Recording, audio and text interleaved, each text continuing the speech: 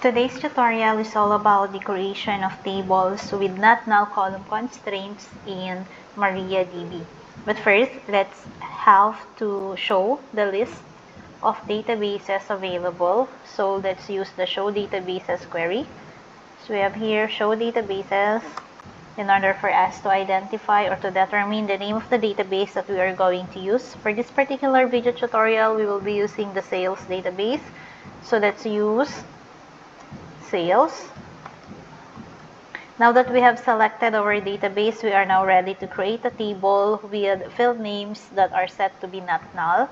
So say for example, we are going to create a products table with the product ID, the product name to set as not null, and then we have another fields which are the quantity and the product price.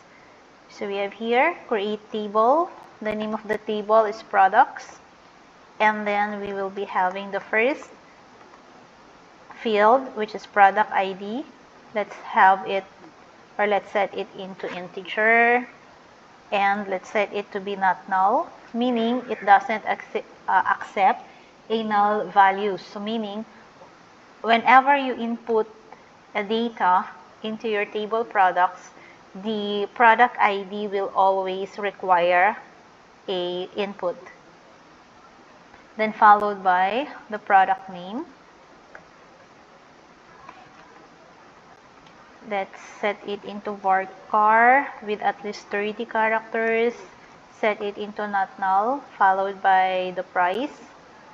Say for example, it is decimal, as well as the quantity.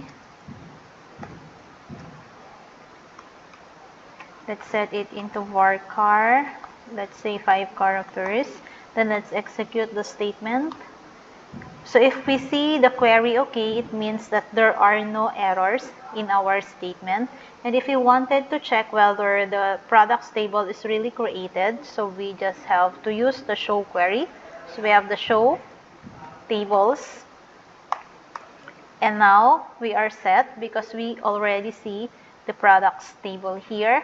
But if you wanted to see also the structure of the table, we can use the describe query. So we have here describe, and then the table name, which is products, in order for us to see the characteristics or the structure of the table. So we have here, it has 4 fields: the product ID, the product name, the price, and then the quantity. And we also have here in this column the different data types that we have set. And then we have here the not null or the null column, wherein the product ID and the product name says no. It means that it doesn't accept null values. And then the price and quantity says yes. It means it can accept null values because these two fields, we did not set it to be not null.